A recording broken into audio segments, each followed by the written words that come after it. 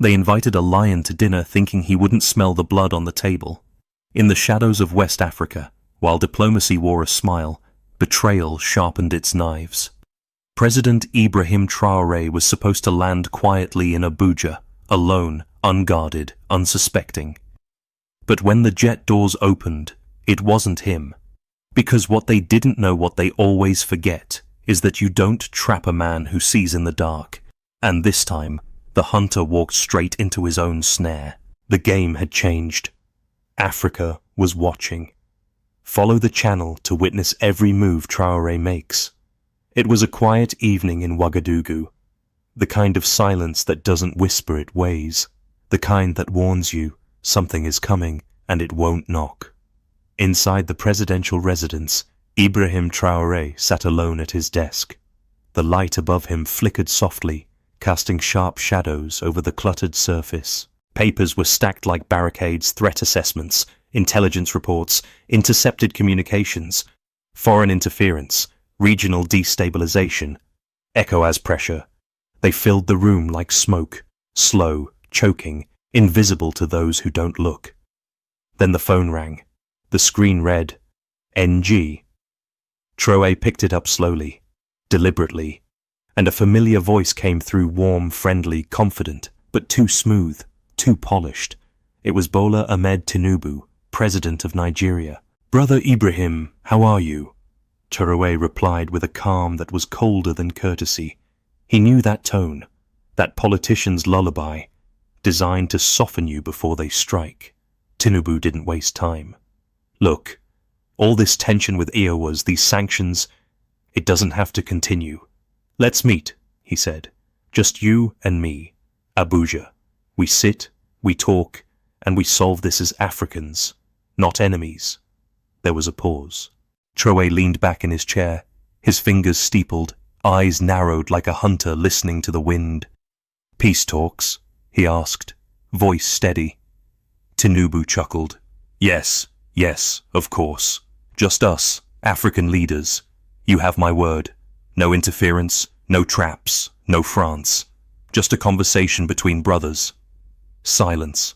Then Traoré spoke, slow and dry. I'll think about it. But the moment the call ended, he didn't feel reassured. Something in the air felt scripted, as if the whole call had been rehearsed. He stood, moved to the window.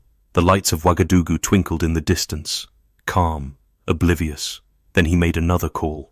Track all French diplomatic movements in Abuja, he ordered his intelligence chief, Combelé. I want eyes on every new face at Nnamdi Azikiwe Airport, and listen closely to EW channels. If this is a trap, I want to see it before it snaps. Understood, Mr. President, Combelé replied. Meanwhile, hundreds of miles away in Abuja, another call was already underway. A French official, nameless, careful, speaking in hushed tones, issued clear orders. Once he lands, don't let him leave. Ground the plane, delay him just long enough for us to act. The operation is ready. Understood, came the reply from a cold, clipped voice. Colonel Bako, a Nigerian intermediary. He won't even make it past the tarmac. And so the trap was set, an invitation, dressed in brotherhood, a handshake, hiding handcuffs, a plan to bring down the last man France couldn't control. But what they didn't know was that Traoré was already watching. News of the Abuja meeting began to spread quietly. Officially, it was a diplomatic mission. Burkina Faso's president invited to discuss peace and regional stability with ECOWAS. But behind closed doors, it was something else entirely. The French embassy in Abuja extended its working hours. Unmarked vehicles entered a restricted hangar.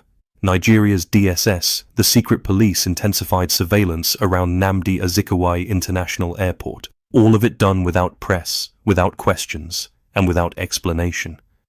And in the middle of it all, President Ibrahim Traoré remained silent. No confirmation, no denial, no statement, no tweet. His team posted no itinerary. The airport in Ouagadougou prepared a jet, but no one saw him board. And yet, precisely at 11:43 a.m., as a private jet took off, bearing the flag of Burkina Faso. The headlines were instant. Headlines flashed like sirens across West Africa. Reporters lined up in Abuja, their cameras waiting to catch history or betrayal. In Nigeria, the trap was tightening. Security teams had their orders, not to welcome, but to contain. The moment Traoré stepped off the plane, he'd be met not with a red carpet, but with detainment disguised as protocol, a holding room, a diplomatic delay, just long enough for outside hands to finish what they started. Inside a command center near the airport, a Nigerian intelligence officer, Major Kande, whispered into his headset, "Target jet approaching, landing in 10 minutes, confirm interception plan." Another voice replied, "Stand by, France wants eyes on him the moment the door opens." But something was wrong. When the plane touched down and the doors opened, it wasn't him.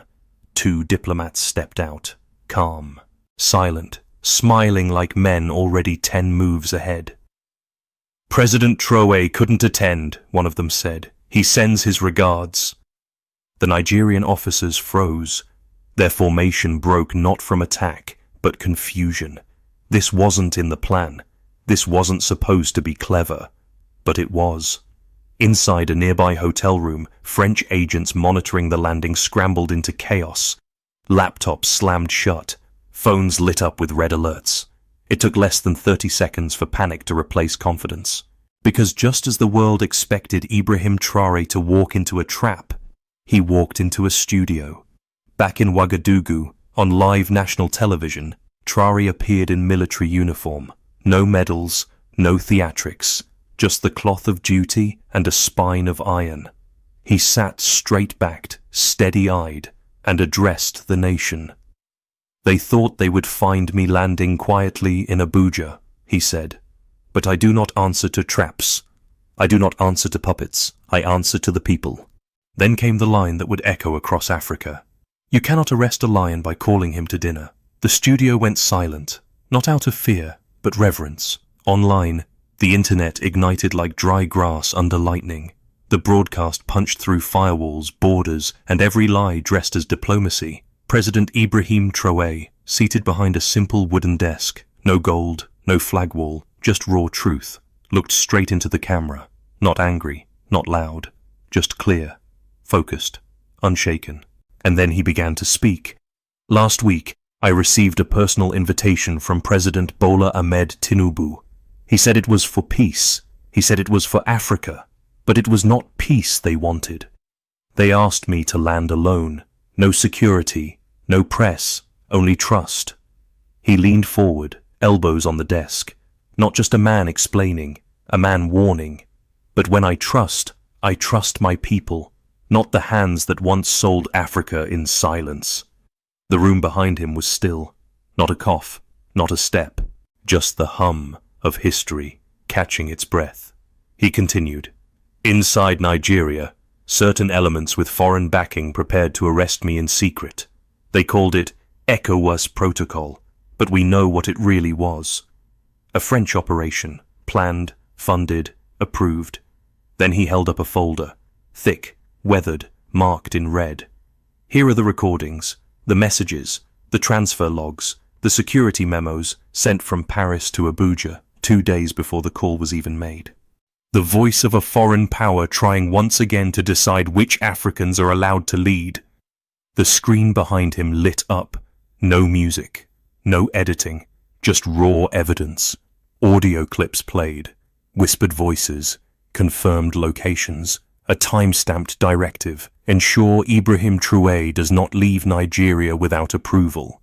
And in bold, stabilization protocol. But this time the world didn't believe the spin. Because Traoré hadn't given them a theory. He gave them the receipts. That same hour, in the marble hallways of Abuja, panic swept through official circles. The French embassy refused to comment. ECOWAS released a vague statement about miscommunication. But online, there was no hiding. They tried to trap Traoré, but Africa's eyes were wide open. No more puppet leaders, no more backroom signatures sealed in European wine. The streets of Ouagadougou filled again, not in protest, but in pride. Young men waved flags. Women sang in local languages, some with tears, some with fire. Old men sat on plastic stools and whispered, "We've never seen a leader like this." And across Africa, the message was clear. This wasn't just an attempted trap, it was an attempted message. And that message had failed. Because Ibrahim Traoré didn't just dodge an ambush, he turned it into a mirror and forced the world to look at its reflection. The video had barely been online for 3 hours, and the reaction was already unstoppable. Across Burkina Faso, people gathered in streets, town squares, schoolyards, not to demand answers, but to say thank you. Not many presidents escape a trap, even fewer return with evidence, and almost none do it without firing a single bullet. In Mali, a group of students painted a mural on the side of a university wall. It showed a lion walking calmly past a hunter's cage, untouched, unchained, and unafraid. Beside it, they painted 5 words: "You cannot cage the people." In Niger, a radio host ended his morning show early. He told his listeners, "Africa is awake, and the ones who used to pull the strings, they're now pulling excuses." Across Nigeria, the situation grew complicated. Some denied the plot. Some tried to spin the narrative. But on the streets of Lagos and Abuja, something unexpected happened. Young Nigerians began to speak loudly. One woman said on TikTok, "If our leaders invite others just to betray them, then who do they really work for?" A man tweeted, "Traoré is a lion. Our own would sell the jungle just for a handshake from France." And at that moment, the divide between leaders and citizens became impossible to ignore. Because this wasn't just a Burkina Faso issue anymore. This was about every African country where decisions were still being made in whispers, with foreign hands holding the pen. In Senegal, a group of market women began wearing t-shirts that read, "We are all Traoré now." In Ghana, civil society leaders held emergency roundtables. One speaker asked, "If they can try to trap him today, what will they do to our own tomorrow?" Online, the story surged like a current. Millions watched the clip. Journalists cross-checked every document. Even French news outlets, slowly, cautiously, were forced to report on the leak. No answers, just pressure. And through it all, Ibrahim Traoré said nothing. He didn't tweet. He didn't threaten. He didn't have to. The people had taken over the message. And the message was simple. We are not waiting for permission to rise. We are just waiting for the moment. The video didn't just go viral, it set the continent on fire. Across Africa, people weren't just shocked by the attempted trap, they were hurt. Not just by France, but by betrayal from within. Because this wasn't just about foreign interference anymore. This was about one African leader, President Tinubu of Nigeria, being used to lure another African leader into a setup with foreign fingerprints smudged all over it, and that stung. Especially because Tinubu had once stood on global stages, speaking proudly about African unity, about Pan-African progress, about brotherhood. But now, it seemed, he had acted as a middleman for betrayal. In Kenya, a popular radio host asked on air, "How can Nigeria, the giant of Africa, become a delivery boy for France?" In South Africa, a viral podcast host broke down the moment the footage dropped. "You can't tell us we're brothers in public, then hand one of us over like a package when the cameras are off." Tinubu doesn't just owe Traoré an apology, he owes the whole continent one. Hashtags exploded across every platform. Watched Traoré did not fall, we stand with. Traoré, not in our name, Tinubu Africa. Is watching expose the plot. Nigerian youth, already disillusioned with their government, felt the betrayal cut deepest. On the streets of Lagos, university students gathered in front of ECOWAS buildings, holding signs that read, "Not in our name." We are African first, not agents of the West. Traoré stood for all of us. Tinubu stood for silence. Artists joined in. Musicians followed. A rising Afrobeat artist dropped a freestyle online. He called him brother on the phone, but sold him out once he flew alone. The lion saw the trap from home. Now the puppet shakes on his own throne. And with every view, every comment, every beat, the betrayal became harder to bury. Because the people had stopped asking for truth. They had started declaring it. Meanwhile, in Abidjan, posters of Constantine Kabore, the coup plotter who had fled Burkina Faso weeks earlier, appeared near the gates of the French embassy. Red paint slashed across his face. Beneath it, one word: traitor. France tried to downplay the operation. A spokesperson spoke vaguely. "We respect African sovereignty. We were not part of any such attempt." But no one believed it. Not anymore. And Tinubu? He went silent. No press conference, no statement, no denial. That silence spoke louder than any microphone.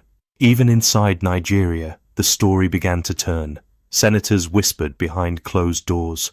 One lawmaker was overheard saying, "This Traoré story has changed everything. We need to tread carefully. The people are watching, like never before." And they were. Watching not just a story, but a symbol. A young leader from Burkina Faso who stood without backup, without permission, without apology, and faced down an empire. He had no tanks behind him, no lobbyists beside him, just the truth, and a nation that refused to be bought. Across the continent, something shifted.